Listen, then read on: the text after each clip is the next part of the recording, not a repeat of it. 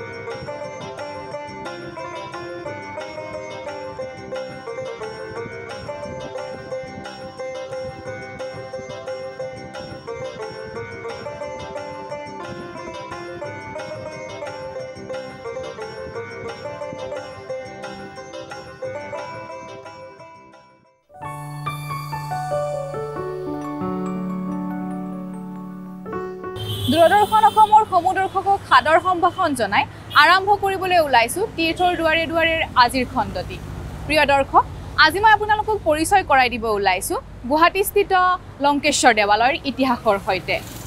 অসমত প্ৰাচীনতাৰ লগতে ধৰ্মীয় বিশ্বাসেৰে পৰিপূৰ্ণ বহুতো ঐতিহাসিক স্থান আছে আৰু তাৰ ভিতৰত এই লংকেশ্বৰ দেৱালয়ও এক অন্যতম। প্ৰিয় দৰ্শক, আহক তেন্তে ইয়াতে পলম নকৰি আমি দেৱালয়ৰ ভিতৰ ভাগলৈ আগবাঢ়োঁ। আহক।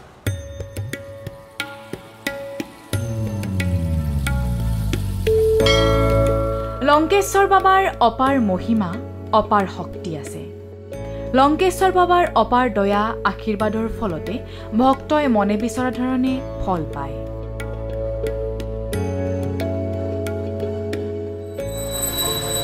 প্ৰিয় দৰ্শক, এই লংকেশ্বৰ দেৱালয়ৰ মূল প্ৰৱেশদ্বাৰেৰে প্ৰৱেশ কৰিলে আপোনালোকে বাওঁফালে এটা গণেশ মন্দিৰ দেখিব। আহকচোন এতিয়া আমি গণেশ বাবাৰ আশীষ লৈ আমাৰ এই যাত্ৰা আৰম্ভ কৰোঁ।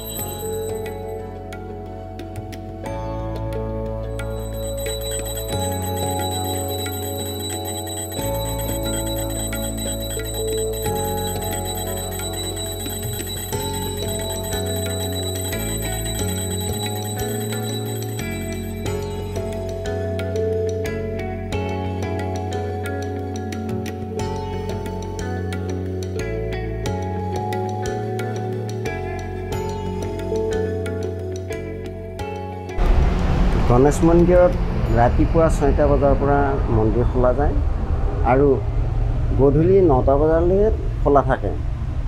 মাজতে দুই ঘণ্টা বা 3 ঘণ্টা সময় দুপৰীয়া অলপ বন্ধ কৰা হয় এইখিনি। আৰু ৰাতিপুৱা খোলা হয়, গধূলি আৰতি হয়। বুধবাৰে ইয়াতে পাঠ হয়। ভোগৰ ব্যৱস্থা আছেই। ধৰ উৎসৱবিলাক যেনেকুৱা হয়, ইয়াতে গণেশ মন্দিৰত দুইবাৰ হয় পূজা। দুইবাৰ সেইটো ভোগ হয় তেতিয়া। আৰু শিৱ মন্দিৰতো সেনেকুৱা শিৱৰাত্ৰি হ'লে তেতিয়া ভোগ হয়। অঘোৰ চতুৰ্দশী হয় তেতিয়াও ভোগ হয়। শনি পূজা হয় তেতিয়াও ভোগ হয়।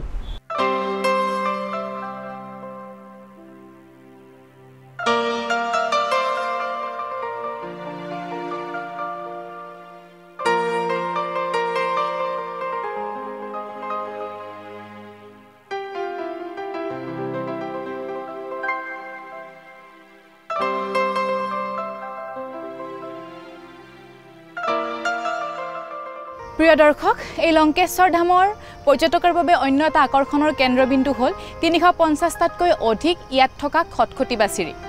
আহক তেন্তে আমি এতিয়া আগবাঢ়ি গৈ থাকোঁ। এই ধামৰ ওপৰলৈ যোৱাৰ পথতে প্ৰথমে গৈয়ে গণেশ মন্দিৰ, শনি মন্দিৰ, হনুমান মন্দিৰ পোৱা যায়।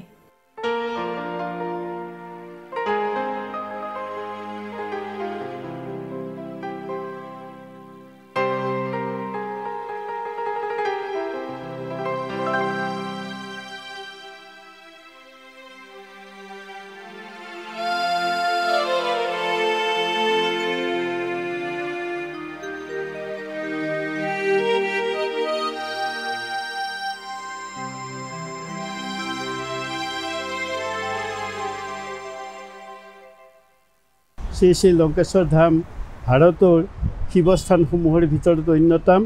অসমৰ বিশেষকৈ গুৱাহাটী মহানগৰৰ 1 নম্বৰ ৱাৰ্ডত শ্ৰী শ্ৰী লংকেশ্বৰ ধাম অৱস্থিত। এই লংকেশ্বৰ ধাম ত্ৰেতা যুগৰ পৰা চলি আহিছে। ই এখন অতি ঐতিহাসিক মাহাত্ম্যপূৰ্ণ অতি পুণ্য স্থান হিচাপে ভাৰতবৰ্ষৰ ধৰ্মীয় ইতিহাসত ইতিমধ্যে সৰ্বজন বিদিত। শ্ৰী শ্ৰী লংকেশ্বৰ ধামৰ মাহাত্ম্য অপাৰ অসীম। ইয়াত আৰম্ভণি নামটোত ইয়াত বিশেষ গুৰুত্ব আছে। শ্ৰী শ্ৰী লংকেশ্বৰ নাম হ'ল লংকাধিপতি ৰাৱণৰ নামেৰেই এই তীৰ্থস্থানখনৰ নাম লংকেশ্বৰ হিচাপে জগত বিখ্যাত।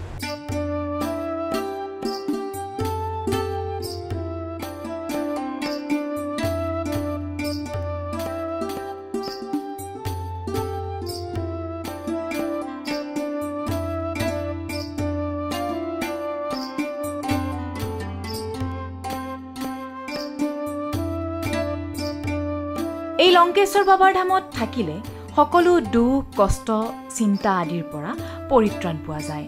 অতীতত ঋষিমুনিসকলে থকা সময়ত লংকেশ্বৰক লংকেশ্বৰ আশ্ৰম বুলি কোৱা হৈছিল।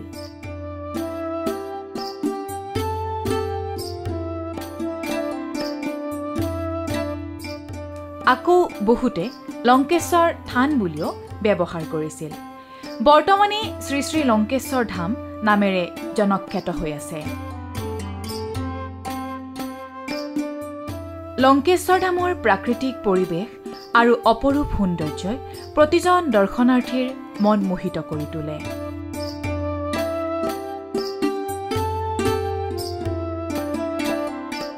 পৌৰাণিক আখ্যান মতে লংকাধিপতি ৰাৱণ, যাক লংকেশ্বৰ বুলি জনা যায়, তেওঁ শিৱৰ আছিল পৰম ভক্ত আৰু সেই লংকেশ্বৰে শিৱক পাবৰ বাবে এই স্থানতে আৰাধনা কৰিছিল। আহকচোন আমি সেই লংকেশ্বৰ ধামৰ মূল মন্দিৰলৈ এতিয়া আগবাঢ়ো। আহক।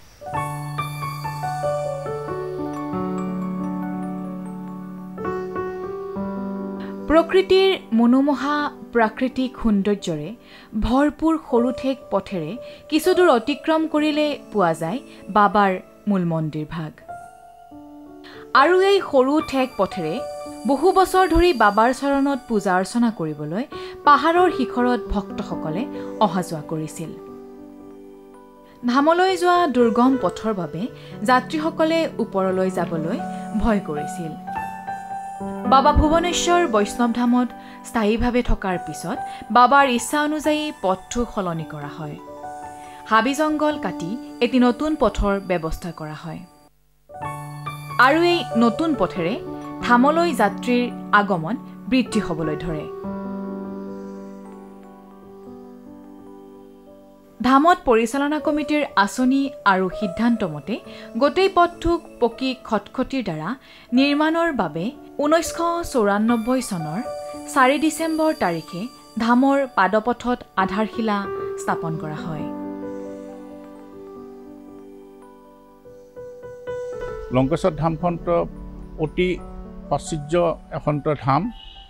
এই লংকেশ্বৰ ধামৰ লগতে সংগতি ৰাখি বৰ্তমান আমাৰ ইয়াত গণেশ মন্দিৰ, শনি মন্দিৰ, হনুমান মন্দিৰ আৰু শিৱধাম, এই 4টা মন্দিৰ চলি আছে। কিন্তু মূলতঃ আমাৰ এই শিৱধামখনেই প্ৰথম আছিল। এই শিৱধামখন অতি পুৰণি। ইয়াৰ ইতিবৃত্ত আমি খুচৰি ওলাব পৰা নাই। গতিকে এই ধামখন আমাৰ জনশ্ৰুতি মতে এই অঞ্চলৰ এটা বিশাল অঞ্চলৰ ৰাইজে ইয়াক প্ৰতিপালন কৰি আহি আছিল। কিন্তু আজি প্ৰায় 60 বছৰ আগৰ পৰা ৰাইজৰ অনুপ্ৰেৰণাত আৰু চেষ্টাত ইয়াত এজন শিৱ মন্দিৰত বৈষ্ণৱ এজন ৰখা হয়। তেওঁ প্ৰয়াত ভুৱনেশ্বৰ বৈষ্ণৱ। তেওঁ যেতিয়াৰ পৰা ইয়াত খেৰৰ চালিঘৰ এখন সাজি দিছিল আমাৰ ৰাইজে, সেই ৰাইজে সাজি দিয়াৰ পিছত তেওঁ তাত থাকিবলৈ ল'লে আৰু তাৰপিছত বিভিন্ন যাত্ৰীয়ে তেওঁক অনুপ্ৰেৰণা যোগাই ধামখনৰ উন্নয়নৰ কাৰণে যথেষ্ট দান বৰঙণি আগবঢ়ায়। এনেকৈ পিছত এই ধামখনৰ খেৰি চালিৰ সলনি টিঙৰ চালিঘৰ হয় আৰু তেনেকৈ বিগত কিছু বছৰটা আমাৰ অতিবাহিত হয়। তাৰপিছত আমাৰ এই অঞ্চলত এটা বৃহত্তৰ অঞ্চলত লংকেশ্বৰ ধাম আঞ্চলিক পৰিচালনা কমিটি বুলি এটা কমিটি গঠন হয় আৰু কমিটিৰ প্ৰচেষ্টাত আমি ইয়াৰ উন্নয়নৰ কাৰণে বিভিন্ন কাৰ্যসূচী হাতত লোৱা হয়। প্ৰথম কথা হ'ল মন্দিৰলৈ অহা যোৱা কৰা পদপথৰ বিষয়ে। প্ৰথমতে আমাৰ মাটিৰে পদপথ আছিল। এই পদপথেৰে মানুহে অহা যোৱা কৰাত যথেষ্ট কষ্ট উপভোগ কৰিব লগা হৈছিল। তাৰপিছত আমি পৰিকল্পনা কৰিলোঁ যে ইয়াত আমি চিৰি বনাই দিওঁ।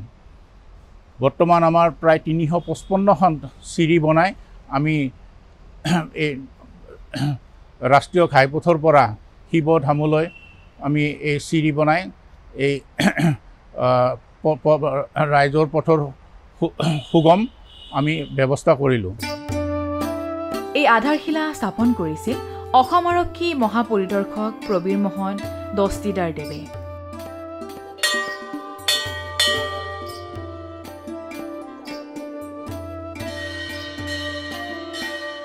লংকেশ্বৰ ধামত অধিষ্ঠিত শিৱৰ মহালিংগটোৰ আকাৰ বিশাল।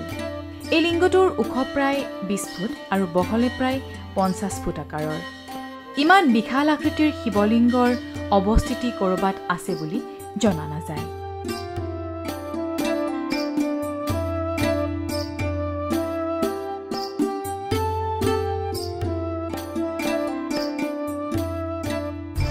এই লংকেশ্বৰ ধামত এটা বিশেষকৈ পৌৰাণিক কাহিনী আছে। এই কাহিনী বা ইতিবৃত্ত সম্পৰ্কে বিভিন্ন জনশ্ৰুতি প্ৰবাদ আছে। লংকাধিপতি ৰাৱণে শিৱক অতি সাধনাৰে পূজা অৰ্চনা কৰিছিল। তেওঁ নিতৌ ৰথেৰে গৈ কৈলাশত পূজা অৰ্চনা কৰিছিল আৰু সদায় পূজা কৰি কৰি তেওঁ নিজৰ ৰাজ্য স্বৰ্ণলংকা হিচাপে পৰিগণিত কৰিবলৈ সক্ষম হৈছিল। শেষত গৈ শ্ৰী শ্ৰী লংকেশ্বৰ ৰাৱণে শিৱক প্ৰাৰ্থনা জনালে যে মই সদায় কৈলাশলৈ আহি এইদৰে পূজা অৰ্চনা কৰাটো মোৰ পক্ষে দুৰূহ। গতিকে মই শ্ৰী শ্ৰী লংকেশ্বৰৰ উপেশ্য দেৱ মহাদেৱ শিৱক আমি লংকালৈ নি প্ৰতিস্থাপিত কৰি তাতে পূজা অৰ্চনা কৰিবলৈ আমি মানস কৰিওঁ।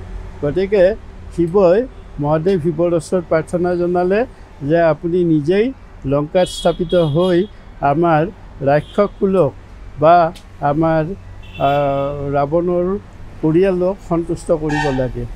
এই বুলি প্ৰাৰ্থনা জনোৱাত মহাদেৱ শিৱই এটা চৰ্ত দিলে যে মোক তুমি লংকালৈ লৈ গ'লেও মোক কিন্তু ক'তো থ'ব নোৱাৰিবা, একেৰাহে তুমি লংকালৈ নিব লাগিব। ৰাৱণে ভাবিলে, তাৎক্ষণিকভাৱে উত্তৰ দিলে, হয় মই যিকোনো উপায়ে আপোনাক তথা আপোনাৰ আত্মলিংগ লংকালৈ লৈ গৈ মই তাতেই স্থাপিত কৰি আপোনাক বৰ্তমানতকৈ ভালদৰে পূজা অৰ্চনা কৰিম। এনেধৰণে কোৱাত ৰাৱণে বৰ গ্ৰহণ কৰি শিৱৰ পৰা আত্মলিংগ এটা গ্ৰহণ কৰিলে আৰু সেই আত্মলিংগ লৈ তেওঁ কৈলাশলৈ গমন কৰিলে। দেৱতাকুলে এই কথাত অসন্তুষ্ট হ'ল আৰু নাৰদে এই কথাটোত শিৱক ক'লে যে যদিহে এই বৰ লৈ ৰাক্ষসগণ অহংকাৰী হয়, বলীয়ান হয়, তেন্তে দেৱতাকুলৰ বাবে সৰ্বনাশ হ'ব। সেইকাৰণে দেৱতাসকলে নাৰদেই আৰু দেৱতাসকলে এই কথাটোত ঘোৰ আপত্তি দৰ্শালে আৰু কোনো ক্ষেত্ৰতে যাতে শিৱৰ আত্মলিংগ কোনোপধ্যেই ৰাৱণক বৰদান নিদিয়ে তাৰ কাৰণে কাকতি কৰিলে। তেতিয়া শিৱই ছলনা কৰি উপায় এটা উলিয়ালে যে আত্মলিংগটো যদিহে মাটিত থয় তেন্তে নিশ্চয় পূজা অৰ্চনা কৰাৰ যিটো অভিলাষ, সেই অভিলাষটো নিশ্চয় পূৰণ নহ'ব বা লংকাত স্থাপন কৰিব নোৱাৰিব। সেইবুলি কৈলাশত এই প্ৰাৰ্থনা কৰি শিৱৰ আত্মলিংগ গ্ৰহণ কৰিলে আৰু শিৱৰ আত্মলিংগ কৈলাশৰ পৰা লংকালৈ নিয়াৰ পথতেই এই শ্ৰী শ্ৰী লংকেশ্বৰৰ তীৰ্থস্থান লংকেশ্বৰ পাহাৰতেই এই শিৱৰ আত্মলিংগটো লৈ থকা অৱস্থাতে ৰাৱণক প্ৰস্ৰাৱ কৰাৰ ভৰ জাপি দিলে। তেতিয়া সেই শিৱৰ আত্মলিংগটো থোৱাৰ এটা বাধ্যবাধকতা আহি পৰিল আৰু সেই অনুসৰি তেতিয়াই এজন বালক দেখা পালে। বালকজনৰ হাতত শিৱৰ আত্মলিংগটো দিলে আৰু ক'লে যে এই আত্মলিংগটো যাতে কোনোপধ্যে তুমি মাটিত নথোৱা। সেইটোৱে আছিল, সেই বালকটোৱে আছিল শিৱপুত্ৰ গণেশ। গতিকে সেই আত্মলিংগটো বালকক দি প্ৰস্ৰাৱ কৰি নদীত গা ধুবলৈ গ'ল আৰু নদীত গা ধুই ঘূৰি আহি দেখে যে আত্মলিংগটো, শিৱৰ আত্মলিংগটো মানে পাহাৰৰ শিখৰত য'তে আছিল ত'তে মাটিত আছে আৰু বালকজন অন্তৰ্ধান হৈ আছে। তেতিয়া ৰাৱণে বহু চেষ্টা কৰিও সেই শিৱৰ আত্মলিংগটো উঠাবলৈ চেষ্টা কৰিলে, কৰি কোনোপধ্যে এই আত্মলিংগ তথা শিৱলিংগটো উঠাব নোৱাৰিলে। তেতিয়া বুজি পালে ৰাৱণে যে এইটো শিৱৰেই চলনা।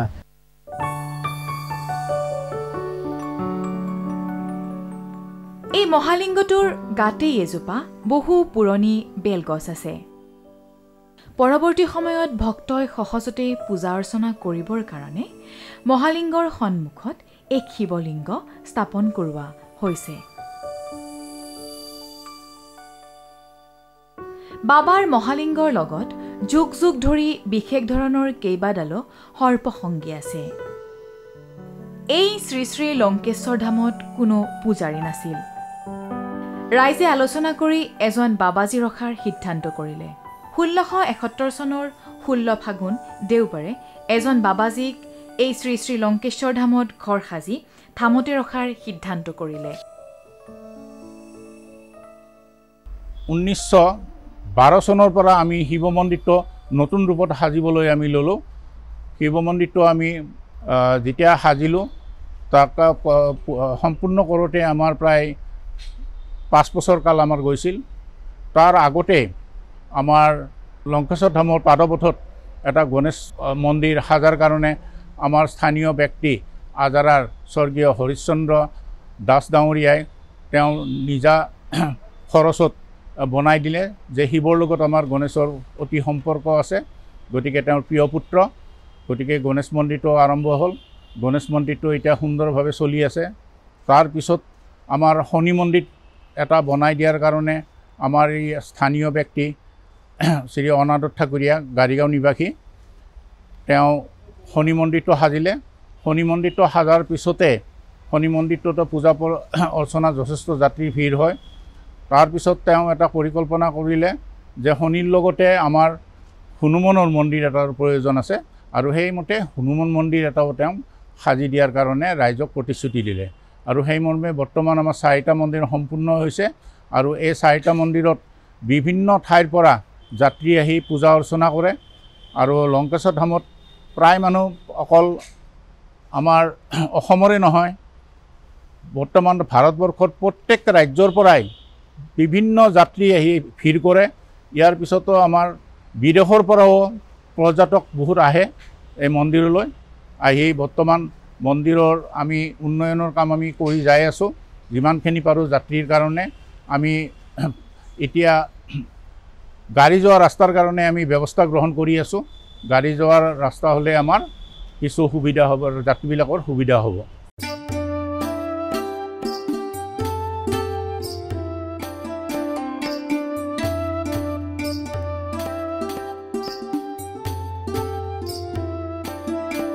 মহাশিৱৰাত্ৰিত খুব উলহ মালহেৰে ইয়াত মহাশিৱৰাত্ৰিৰ আয়োজন কৰা হয়।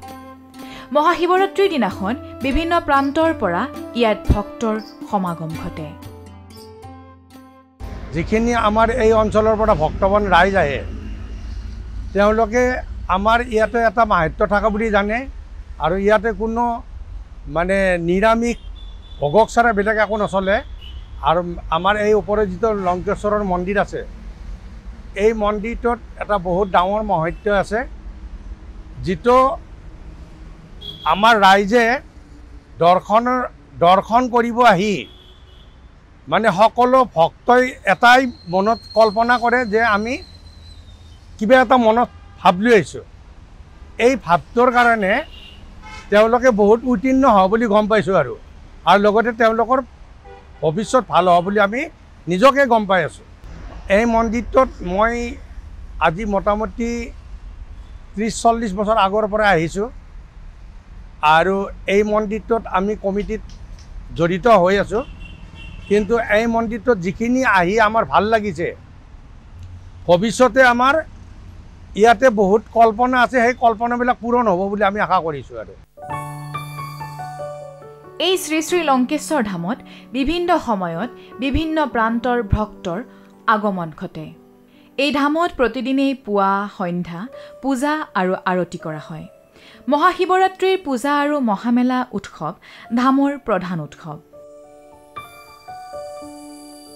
শিৱৰাত্ৰিত যথেষ্ট যাত্ৰীৰ ভিৰ হয় আৰু এই যাত্ৰীসমূহক আমি সুচাৰুৰূপে দৰ্শন কৰাৰ কাৰণে আমি কমিটিয়ে যাৱতীয় আমি ব্যৱস্থা গ্ৰহণ কৰোঁ। আনকি আমাৰ প্ৰশাসনৰো আমি সহায় ল'ব লগা হয়। তাৰপিছত এই শাওণ মাহৰ প্ৰতিটো সোমবাৰতে যথেষ্ট মানুহৰ ভিৰ হয়, সেইবিলাককো আমি নিয়ন্ত্ৰণ কৰোঁ। খোৱাপানীৰ আমি সুচল ব্যৱস্থা কৰিছোঁ। খোৱাপানীৰ লাইটৰ ব্যৱস্থা সুচল হৈছে। এইবিলাক আমি যাত্ৰীসকলৰ যেন কোনো অসুবিধা নহয় তাৰ কাৰণে আমি কমিটিয়ে যথেষ্ট আপ্ৰাণ চেষ্টা কৰি আমি তাক কৰাৰ ব্যৱস্থা কৰিছোঁ। প্ৰতি বছৰে ভাদ মাহৰ অঘোৰ চতুৰ্থী তিথিত শৈৱ পূজাৰ ভাগ আনুষ্ঠানিকভাৱে পালন কৰা হয়। অঘোৰ চতুৰ্দশী আৰু শিৱৰাত্ৰি এই দুটা আমাৰ আগৰ পৰা চলি আহি আছে। দৰ্শনাৰ্থী শনিবাৰ, দেওবাৰ, সোমবাৰ, মঙলবাৰ এই তিনিটা বাৰত অলপ বেছি হয়, বাকী বাৰত কমি যায় অলপ। এই লক্ষী মন্দিৰটো এজন দাতা, তেওঁ আমাৰ ইয়াৰে লংকেশ্বৰৰ কৈলাশপুৰৰ নিবাসী দ্বিজেন দাস।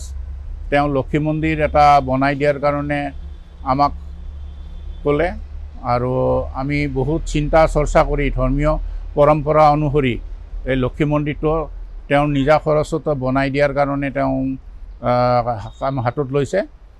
1 বছৰ আগতে আমাৰ এই মন্দিৰটো আৰম্ভ হৈছিল। এই অহা লক্ষী পূজাত আমাৰ ইয়াত সম্পূৰ্ণ প্ৰাণ প্ৰতিষ্ঠা কৰাৰ ব্যৱস্থা কৰিছোঁ।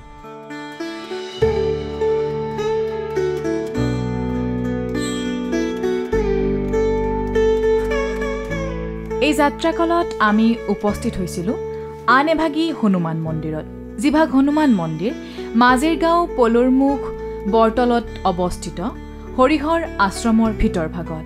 আৰু এই আশ্ৰম ভাগ স্থাপন কৰা হৈছিল 1979 চনত।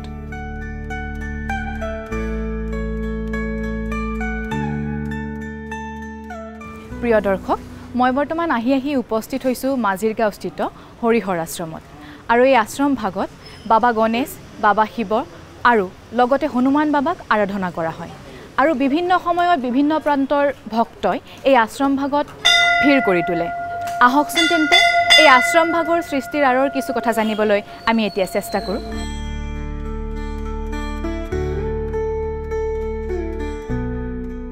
এই হৰিহৰ আশ্ৰমৰ ভিতৰ ভাগত অৱস্থিত হনুমান মন্দিৰ ভাগ স্থাপন কৰা হৈছিল 2016 চনত স্থানীয় ৰাইজৰ সহযোগত।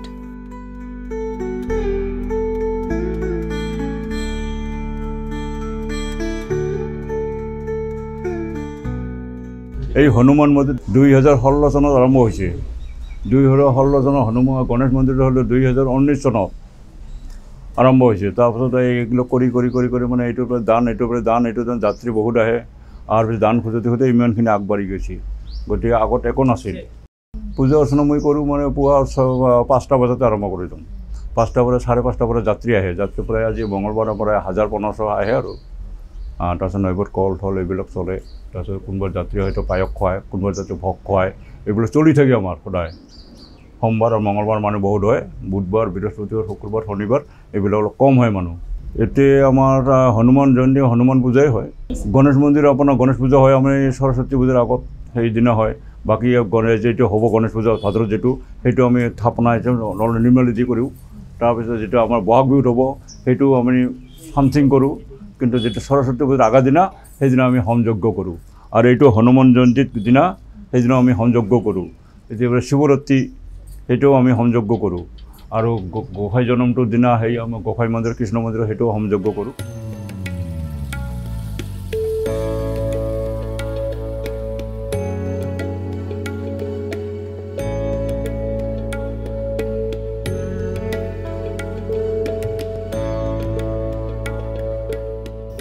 এই লংকেশ্বৰ ধাম শিৱ সাধনাৰ স্থান।